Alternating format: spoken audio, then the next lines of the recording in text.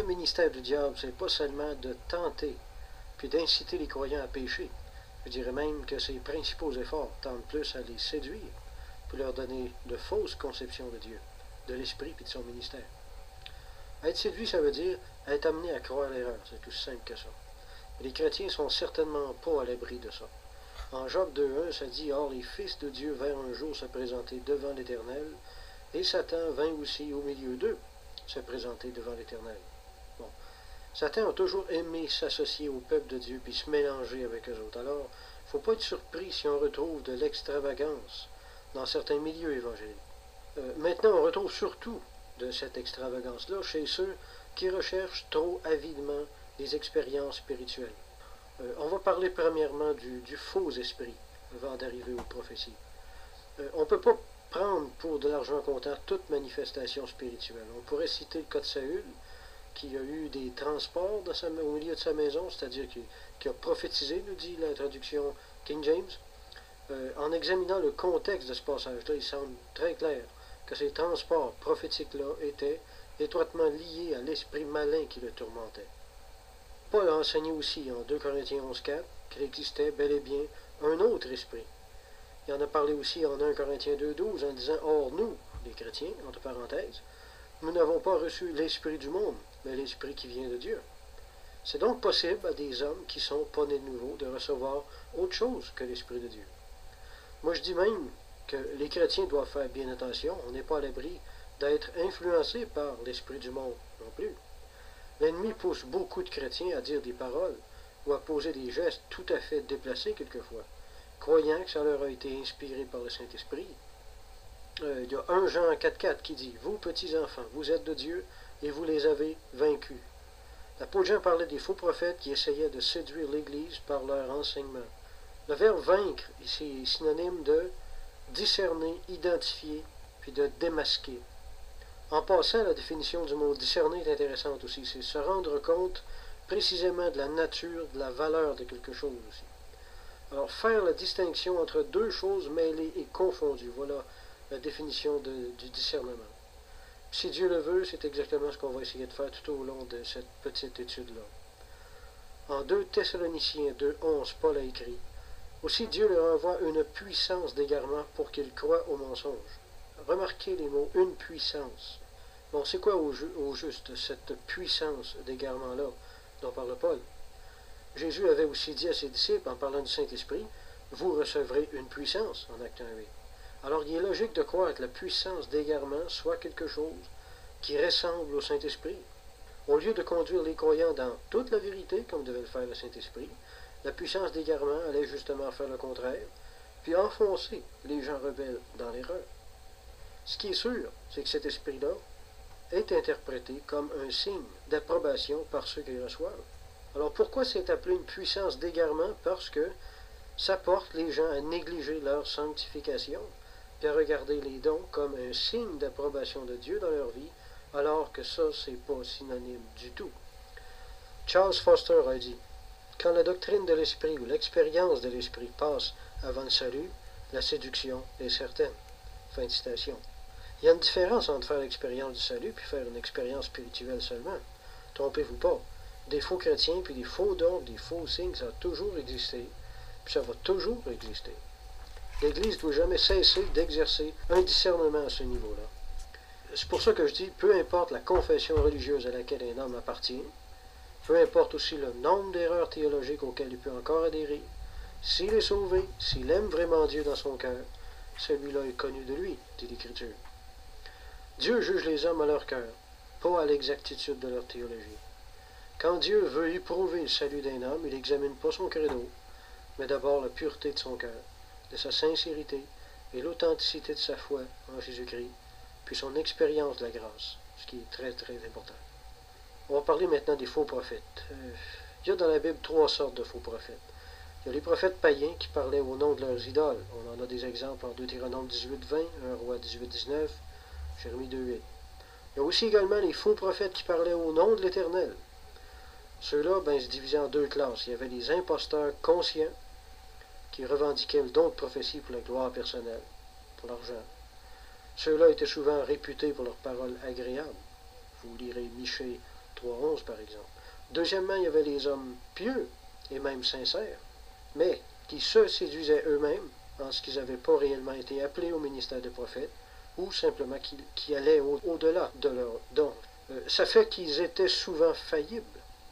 En Sophonie 3:4, Dieu dit d'Israël que ses prophètes, pas ses faux prophètes, mais ses prophètes, sont téméraires et infidèles. La témérité mène toujours à l'infidélité. Téméraire, ça veut dire imprudent, audacieux et irréfléchi. Autrement dit, immature. Ça ne dit pas vraiment qu'ils étaient des faux prophètes, je répète, mais seulement qu'ils étaient téméraires. Remarquez que le résultat est à peu près le même au bout de la ligne, par exemple. C'est de cette dernière catégorie-là que j'aimerais parler un petit peu plus longtemps. Parmi cette catégorie se trouvent souvent des hommes possédés d'un amour authentique pour Dieu, puis animés d'un désir réel d'édifier l'Église. L'ignorance qu'ils ont produit un mauvais discernement qui leur font commettre des erreurs de jugement plus ou moins importantes, en pensant que Dieu leur a dit des choses qu'il leur a jamais dit en réalité. Puis ils essayent de diriger les gens ou l'Église avec ça. Ces frères-là peuvent être aussi classés dans la catégorie des prophètes aux paroles agréables. Ces prophètes-là arrivent rarement avec des corrections. J'ai vu ça souvent, ils arrivent généralement dans les églises avec des belles promesses pour tout le monde. Ils disent à un, si tu es fidèle, le Seigneur va t'établir bientôt sur quelque chose de grand, il va t'appeler bientôt de grandes choses. D'autres, ils disent, si tu es fidèle, le Seigneur va te donner des grands dons, et va t'utiliser bientôt puissamment, que j'ai donc entendu ça.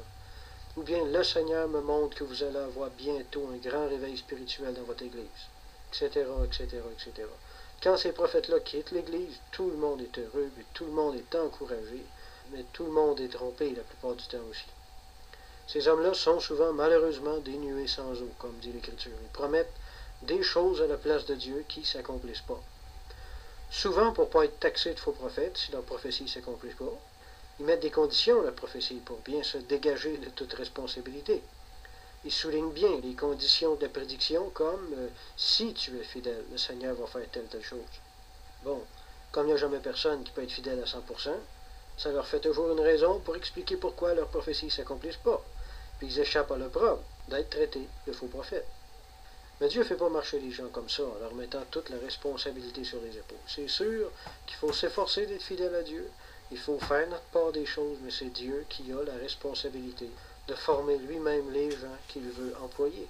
Paul a écrit lui-même en 1 Timothée 1:12, « Je rends grâce à celui qui m'a fortifié, à Jésus-Christ notre Seigneur, parce qu'il m'a jugé fidèle en m'établissant dans le ministère. » On voit que la responsabilité du succès d'un ministère dépend de notre fidélité, oui, mais il dépend avant tout de Dieu qui nous fortifie. Quand Dieu nous appelle à quelque chose, il va nous donner lui-même ce que ça nous prend pour remplir ce ministère-là. D'ailleurs, Paul dit encore que le Dieu de paix vous sanctifie lui-même tout entier. Celui qui vous a appelé est fidèle et c'est lui qui le fera.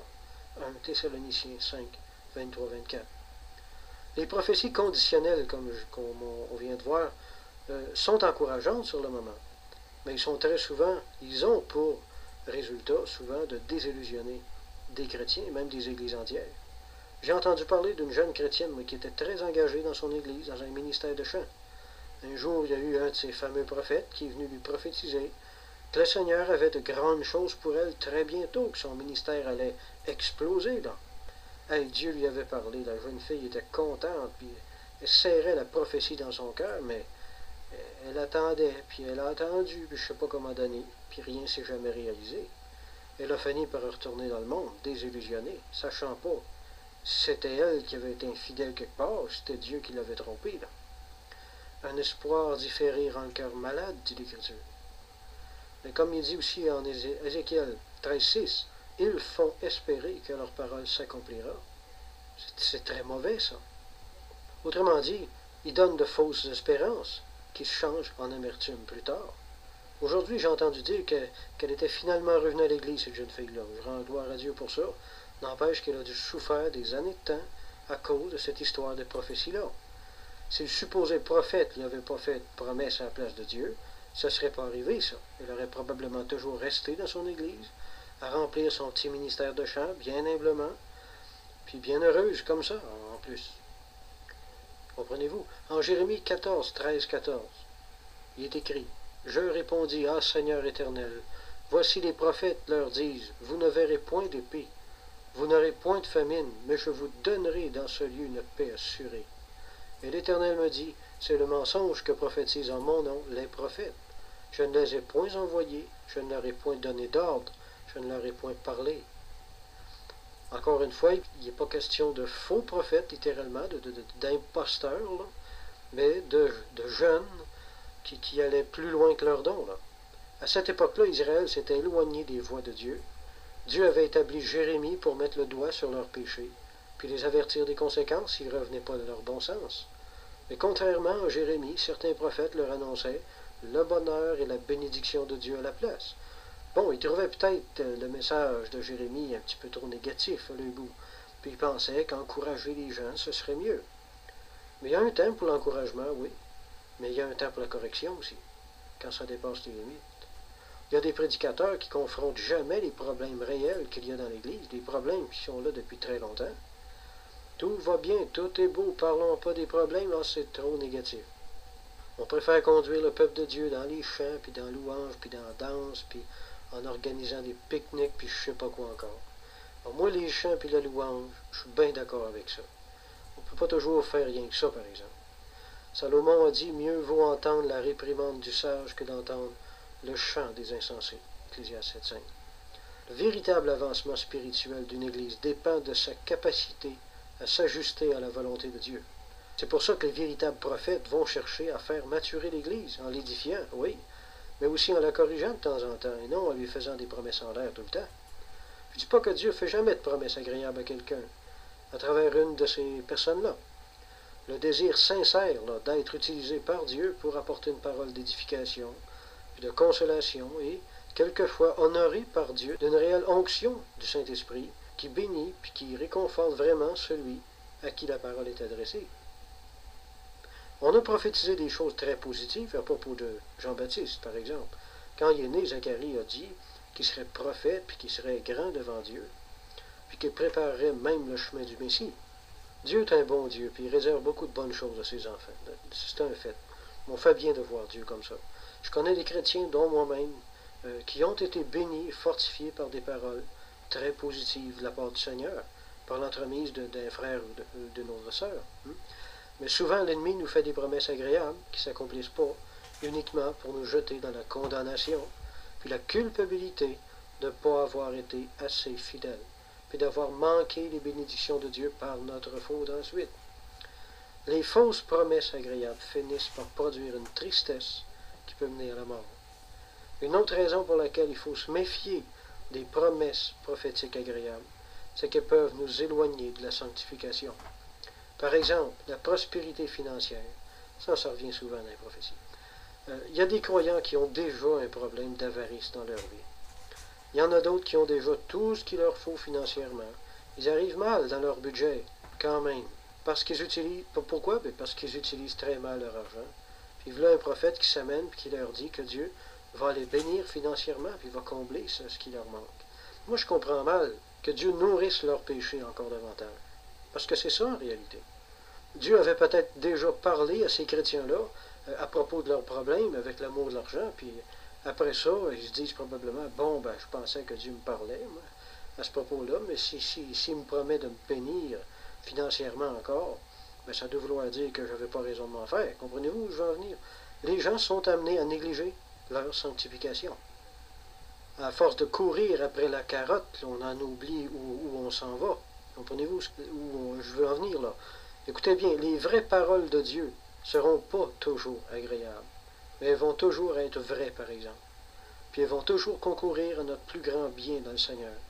La vérité, c'est que les pasteurs, puis les églises, ont souvent besoin d'être corrigés sur certains points, puis d'être dirigés toujours davantage au centre de la volonté de Dieu.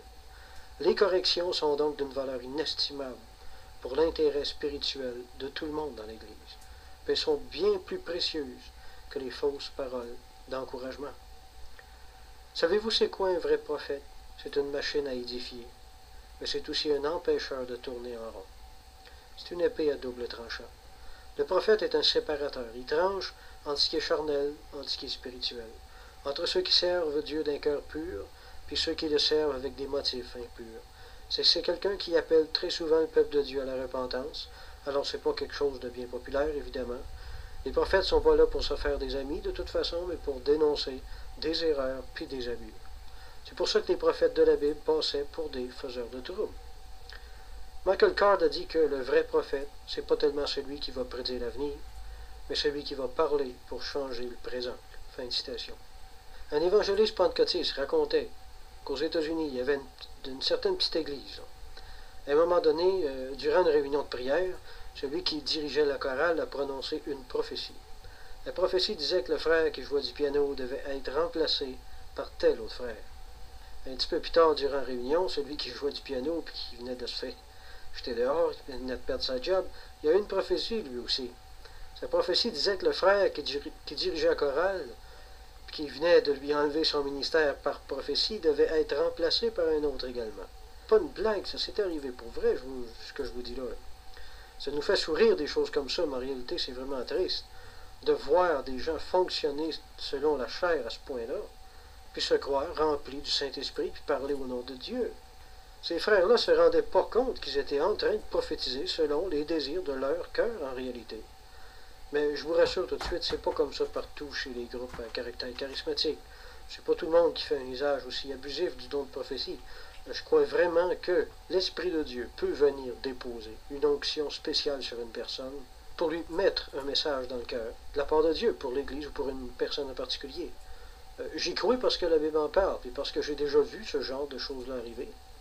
Au début de la vie chrétienne, je suis allé à un ralliement d'église pentecôtiste à Drummondville. Il y avait environ 500 personnes dans l'auditorium où on était. 500 personnes qui prient à haute voix puis qui rendent des actions de grâce. Ça fait pas mal de bruit, je peux vous dire ça. Tout d'un coup, l'esprit de prophétie est descendu sur une jeune fille. Ce qui m'avait énormément étonné, c'est la première fois que je voyais ça, c'est que tout le monde avait senti en même temps que le Seigneur voulait parler. J'étais là. On sentait qu'il y a quelque chose qui allait se passer, là. Toute l'assemblée a baissé le ton comme un seul homme. Avant même qu'elle ouvre la bouche, la jeune fille nous dit, de la part de Dieu, que le Seigneur venait bientôt, puis qu'on devait prendre courage, puis de persévérer dans la foi. C'est pas tellement les paroles qu'elle a dites qui est extraordinaire, mais l'esprit d'édification, d'exhortation, puis de consolation qui était derrière ces paroles-là. Wow, c'était quelque chose. À cette époque-là, j'étais tout jeune chrétien, j'étais à Victoriaville, puis j'avais même pas d'église. C'était dur pour moi, mais je peux vous dire que de cette parole-là m'avait beaucoup, beaucoup fortifié. Je peux malheureusement pas dire que j'en ai entendu beaucoup de prophéties comme ça dans ma vie. Beaucoup de supposées prophéties aujourd'hui sont souvent plates, disons-le, et pas édifiantes du tout. Il y a ceux qui vont d'église en église, puis qui prophétisent des réveils pour encourager les petites églises qui commencent. Mais ces réveils-là arrivent presque jamais.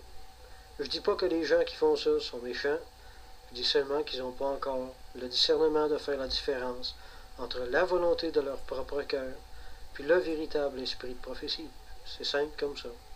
L'Église en est pleine de pauvres frères comme ça, qui ont tendance à entendre un peu tout ce qu'ils aimeraient entendre.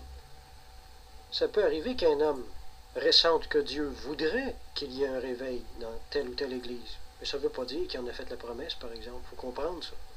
Il y a 1 Corinthiens 12:2, où Paul a écrit « Vous savez que lorsque vous étiez païens, vous vous laissiez entraîner vers les idoles muettes selon que vous étiez conduits. » Par prophétie, entre guillemets. Les faux prophètes païens, qui étaient les prophètes de ces idoles-là, dirigeaient leurs adeptes par le biais de prophéties. Ces soi-disant prophéties vantaient les mérites des idoles pour mener les Corinthiens à leur rendre un culte. Avant d'être croyants, les Corinthiens se laissaient conduire par ces prophéties-là. Même aujourd'hui, dans l'Église, Dieu ne demande pas à personne de se laisser conduire aveuglément. En Ésaïe 9,15, il est dit que ceux qui se laissent conduire se perdent. Le diable aime les aveugles, puis il déteste que les gens fassent preuve de discernement. Il existe une contrefaçon satanique du don de prophétie, comme chez les Corinthiens. Mais c'est pas ça qui est vraiment dangereux pour l'Église aujourd'hui, ici, en Amérique du Nord. Je vais vous dire ce qui est le plus inquiétant dans l'Église. Ce sont les contrefaçons humaines. Laissez-moi vous donner un bon conseil, mes amis. Soyez pas trop rapides encore des fois à tout ce qui a l'air d'une prophétie. Un pasteur pentecôtiste que j'ai bien connu, puis qui occupait déjà le ministère depuis 16 ans, m'a dit un jour que s'il pouvait rassembler Il me l'a confié, il ne le prêchait pas, mais il me l'a confié en particulier. S'il pouvait rassembler toutes les fausses prophéties qui ont mal conduit, trompé ou égaré des croyants durant son ministère, ben, il pourrait écrire un livre qui aurait l'épaisseur de l'annuaire téléphonique de Montréal. Je ne dis pas que Dieu parle jamais par prophétie.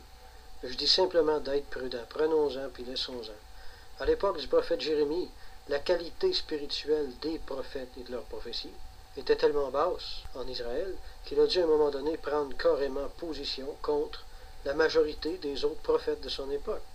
En Jérémie 23,16, on le voit, il dit « N'écoutez pas les paroles des prophètes qui vous prophétisent, ils vous entraînent à des choses de néant. Ils disent les visions de leur cœur, et non ce qui vient de la bouche de l'Éternel. » Ça, c'est très subtil comme différence. Parce que l'homme qui prophétise, on voit bien qu'il ne vient pas du diable, c'est un homme qui peut être pieux. Puis en même temps, il nous dirige dans une direction qui serait mauvaise. Il faut être très prudent, il faut faire attention. Parce que souvent, ce n'est pas la méchanceté qui pousse ces hommes-là à prophétiser, ce n'est que la témérité, le manque d'expérience, le manque de discernement, le manque de connaissance de la volonté de Dieu aussi. Alors, remarquez encore le mot entraîner qui revient ici, là, qui veut dire entraîner à l'écart de la volonté de Dieu, ou de sa volonté parfaite. À propos du don de prophétie, Paul a écrit en 1 Corinthiens 14, 23. Si donc dans une assemblée de l'Église, tous prophétisent et qu'il survienne quelque non-croyant, ou un homme du peuple, il est convaincu par tous. On voit que le don de prophétie avait un énorme pouvoir pour convaincre de péché. Pas d'une façon culpabilisante, mais de façon à amener l'homme à la repentance. Notre texte continue. Il est jugé par tous, les secrets de son cœur sont dévoilés, de telle sorte que, tombant sur sa face, il adorera Dieu et publiera que Dieu est réellement au milieu de vous. Quelquefois, le Seigneur nous montre des choses à propos de l'état spirituel d'une personne qui n'a rien que lui puis Dieu qui pouvait savoir. Puis ça a pour effet de provoquer la conviction du Saint-Esprit dans son cœur, puis de l'amener à laisser Dieu travailler dans sa vie. Si quelqu'un vous donne une parole qui vous amène à adorer Dieu, puis à le laisser faire un petit ménage dans votre vie, ça vient certainement pas du diable. Je n'ai pas fait ce message-là pour trancher la question non plus, puis dire que toutes les prophéties viennent de Dieu ou qui viennent toutes du diable.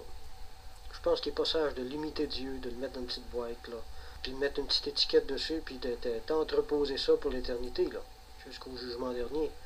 L'ignorant dit en lui-même, ce que je ne connais pas n'existe pas. Et on sait que Dieu travaille de façon très, très diverse, puis ça, il faut en tenir compte. Les différentes formes du don de prophétie sont vraiment des moyens dont Dieu se sert pour parler, puis édifier son peuple. Le don de prophétie est un don d'inspiration, puis l'inspiration transmet la connaissance spirituelle, puis le sens de la proximité de Dieu surtout, ce qui est très, très positif. Il n'est pas bon d'être incrédule, puis il n'est pas bon d'être trop naïf non plus. De façon générale, il y a beaucoup plus de prophéties, entre guillemets, d'origine humaine dans l'Église que d'origine divine. C'est pour ça que je dis faites attention, parce qu'il y a aujourd'hui beaucoup d'abus là-dedans. Dieu s'en sert, puis l'homme s'en sert aussi, malheureusement. Quoique le don de prophétie d'un certain croyant puisse être authentique, ça ne veut pas dire qu'il soit exempt d'erreur, par exemple. L'élément humain joue malheureusement son rôle. Dépendamment du degré de maturité de l'instrument, la qualité de l'inspiration va être très relative. D'où l'exhortation de Paul en 1 Thessaloniciens 5,20.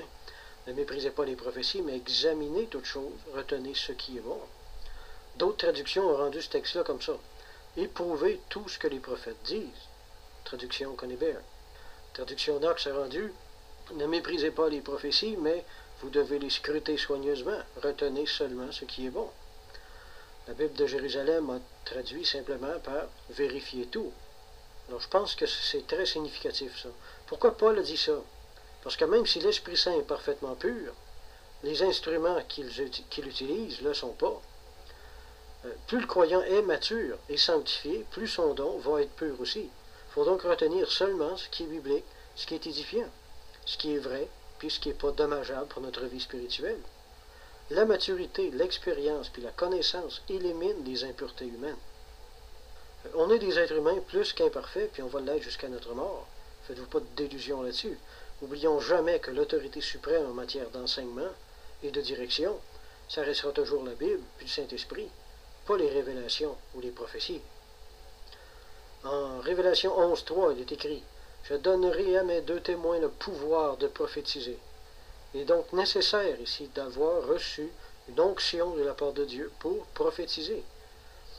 Si l'onction n'est pas là, on peut seulement produire des imitations. Dieu seul sait combien il y en a eu, puis qu'il va en avoir encore des fausses prophéties, puis des faux sermons, qui vont enseigner l'erreur au nom de Dieu, puis qui vont envoyer des chrétiens dans toutes sortes de directions, qui vont les appeler à déménager, ou à donner leur compte en banque, ou à faire toutes sortes de folies semblables. Bon, parlons maintenant de ceux qui se font imposer les mains. Il n'y a rien de mal à mettre ses mains sur la tête de quelqu'un, puis de prier pour lui. On voit que ça se faisait dans le Nouveau Testament.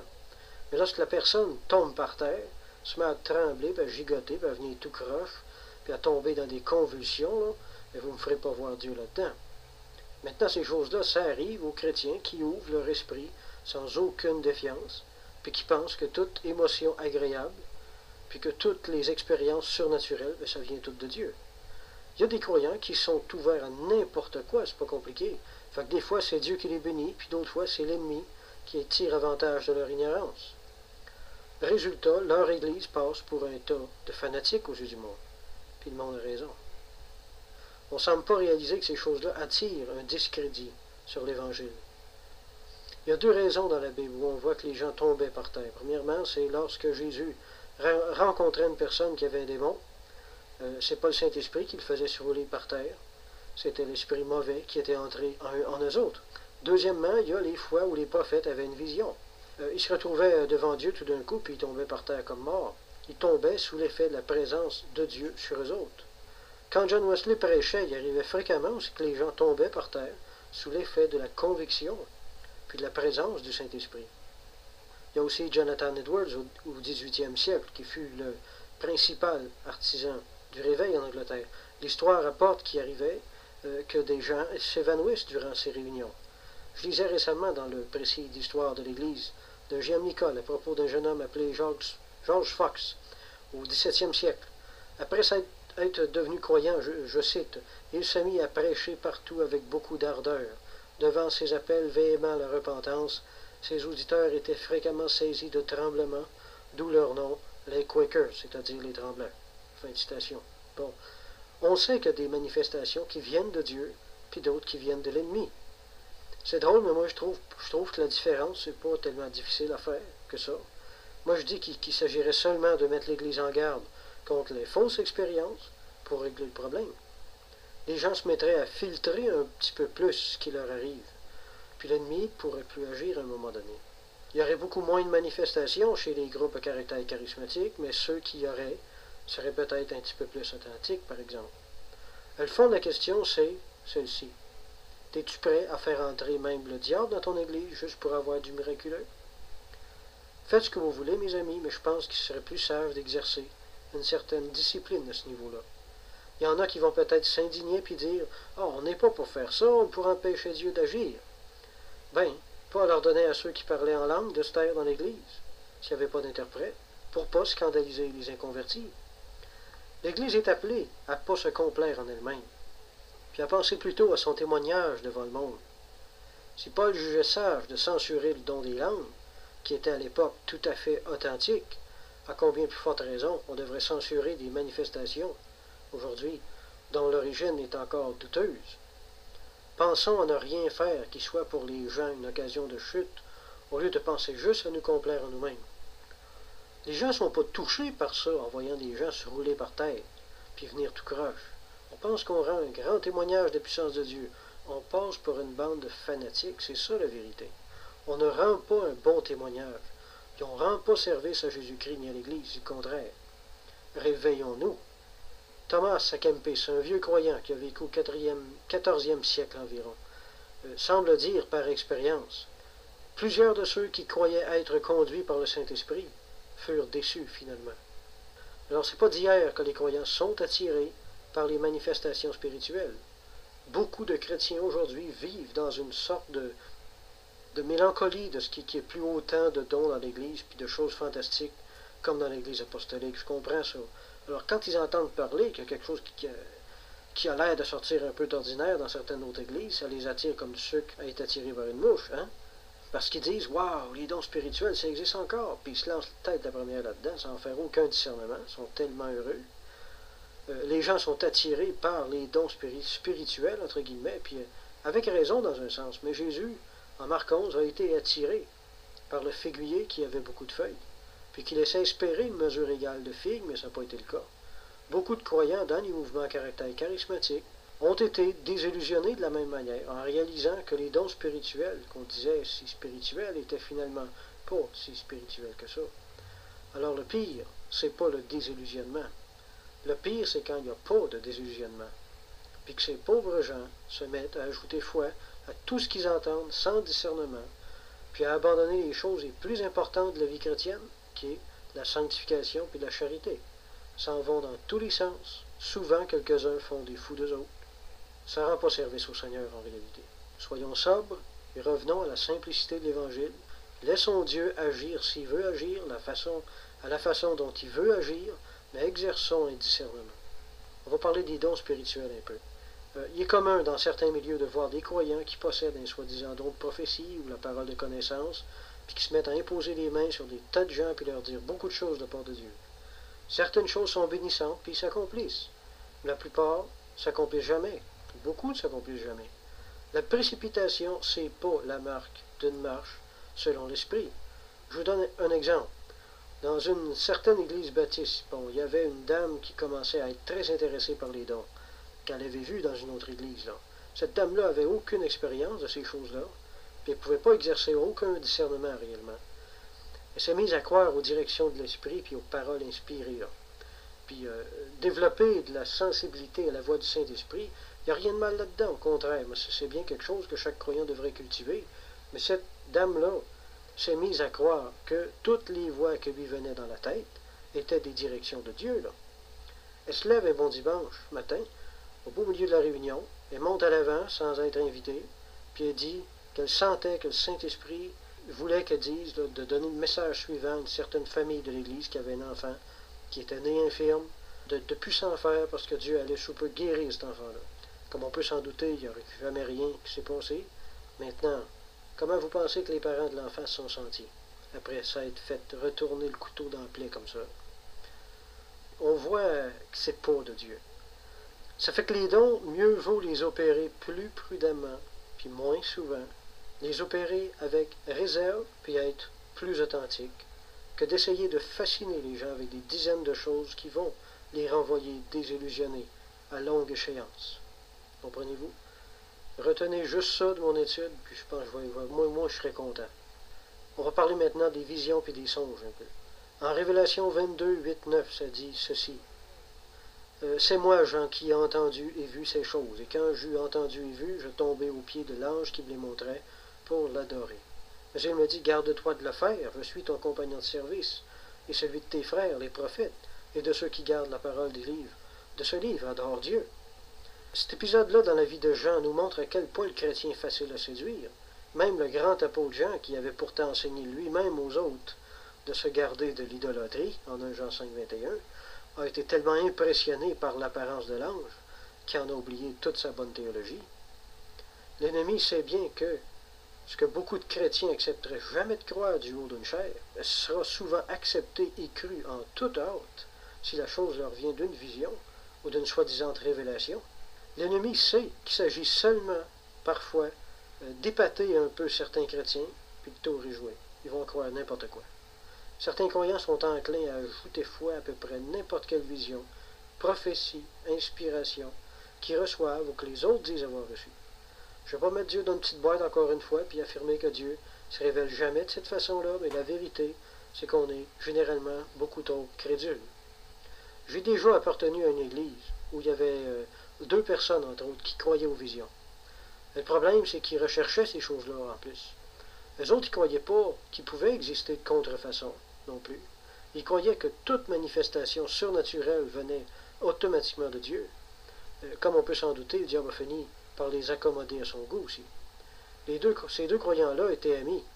La femme d'un des deux l'avait quitté depuis à peu près 2 ans. L'autre était marié, mais ça allait super mal avec sa femme. Il y en avait un des deux qui avait besoin d'une femme comme un fou, puis l'autre qui était pris avec une qui ne voulait plus. Une nuit, croyez-moi pas, là, une nuit, ils ont eu une vision chacun dans leur lit, chacun dans leur maison. Celui qui était marié a vu qu'il divorçait avec sa femme, puis l'autre a rêvé qu'il se mariait avec. Croyez-moi et croyez-moi pas, nos deux types croyaient dur comme fer que leur songe venait directement de Dieu, qui leur disait comment régler leurs problèmes d'un seul coup. C'est exactement ce qu'ils ont fait. C'est exactement ce qu'ils ont fait. Ça fait dur, ça. Mais c'est des exceptions, c'est des cas extrêmes, bien sûr. J'espère que vous n'allez pas croire que c'est tous les groupes à caractère charismatique qui sont comme ça. Mais ça nous permet de voir jusqu'où peut aller l'absence de discernement, par exemple. Puis ça, je tiens à le souligner.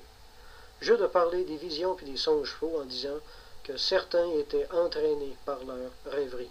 En jeu de 8. Bon, il faut savoir que le diable peut donner des visions. On a des exemples. En Luc 4,5 qui est écrit « Le diable, l'ayant élevé, lui montra en un instant tous les royaumes de la terre. » On se souvient de l'épisode. Bon, voir tous les royaumes du monde du haut d'une montagne, même si elle est très très haute, c'est une impossibilité physique. Il est obligatoirement question ici d'une vision, peut-être semblable à celle que le prophète Daniel a eue en Daniel 7, où il a vu les différents royaumes présents et futurs de la terre. Alors on voit que le diable est capable de donner des visions. En Colossiens 2,18, ça dit « Qu'aucun homme, sous une apparence d'humilité ou par un culte des anges, ne vous ravisse à son gré le prix de la course, tandis qu'il s'abandonne à ses visions et qu'il est enflé d'un vain orgueil. » C'est dangereux de s'abandonner à ses visions, c'est-à-dire d'ajouter foi à toutes les visions ou à tous les songes qu'on peut avoir ou qu'on peut entendre des autres. Il est très agréable pour la chair de se croire prophète, puis l'ennemi peut nous accommoder volontiers de songes puis de visions, puis qui nous induisent dans de graves erreurs si on ne fait pas attention. La majorité des sectes, des gens extrémistes, des gens déséquilibrés spirituellement, puis des groupes à tendance fanatique, sont pratiquement tous nés à partir d'un leader qui a eu une vision ou une révélation qui n'était pas en accord avec les Écritures. Moi, je dis que même un bon chrétien, puis un vrai leader spirituel, peut être induit en erreur, même s'il aime le Seigneur, s'il se met à mettre ses révélations au-dessus des Écritures. Mettons ça dans notre livre tout de suite, puis pour toujours, la parole de Dieu a plus d'autorité que les visions, elle a plus d'autorité que les révélations, elle a plus d'autorité que n'importe quel leader spirituel, puis elle a plus d'autorité que les songes ou que toutes les prophéties. Dans certaines églises évangéliques, il y a des hommes comme ça qui disent avoir reçu une révélation du Seigneur à propos de certains versets bibliques. On ne vous dit pas que ça se peut pas, au contraire, je crois plus que personne que l'Esprit de Dieu peut donner des révélations intérieures à propos des Écritures. C'est d'ailleurs une des principales raisons d'être du Saint-Esprit que d'enseigner le croyant puis de le conduire dans les Écritures. Mais là où ça ne marche plus, c'est quand ceux qui disent avoir eu une révélation se mettent à croire qu'elle est infaillible. Ensuite, quand tu veux les corriger, ils se bouffent les deux oreilles. Puis il n'y a plus moyen de rien faire avec eux autres. Ils se placent au-dessus de toute correction parce qu'ils croient qu'une révélation, c'est quelque chose d'infaillible. Aucune interprétation biblique n'est infaillible, ni aucune révélation non plus.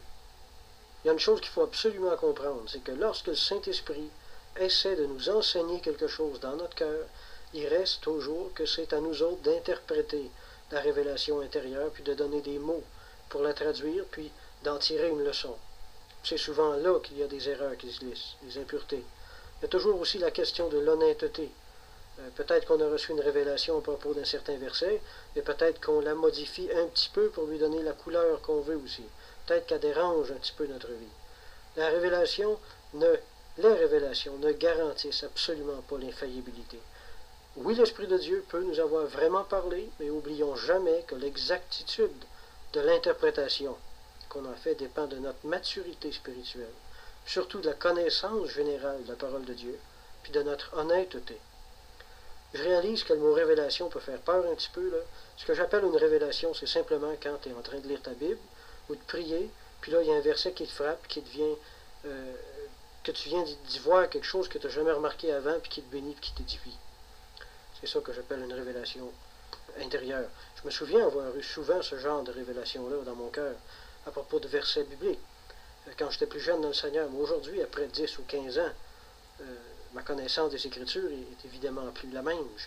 J'ai dû faire un sérieux ménage dans mes anciennes révélations, je peux vous dire ça.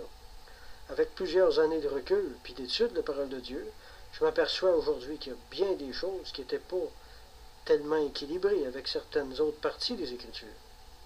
Les révélations que j'ai eues à propos des différents versets des Écritures. Je le crois que c'est le Saint-Esprit qui me les a donnés, qui me les a montrés.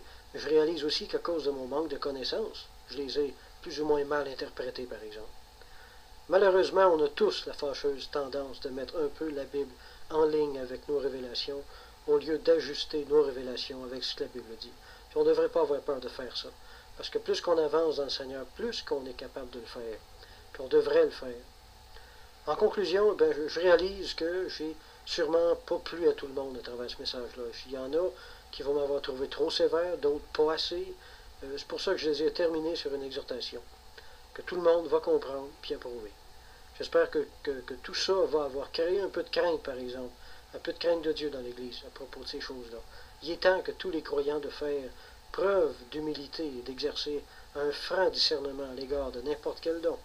Puis ce que vous venez d'entendre va vous porter, comme moi, à fixer nos yeux sur les choses vraiment spirituelles, c'est-à-dire accepter l'adversité, puis porter notre croix, cultiver l'amour fraternel, apprendre à pardonner, puis à marcher fidèlement selon notre conscience, sanctifier nos motifs intérieurs, se détacher du monde, cultiver la douceur dans l'Église, au travail, puis à la maison, aimer nos femmes pour les hommes, puis être soumises à nos maris pour les dames, pratiquer de bonnes œuvres, soulager les pauvres financièrement quand c'est possible, haïr le péché, pratiquer la confession, puis le renoncement au péché, sous toutes ses formes. C'est ça qui est vraiment agréable à Dieu. Amen.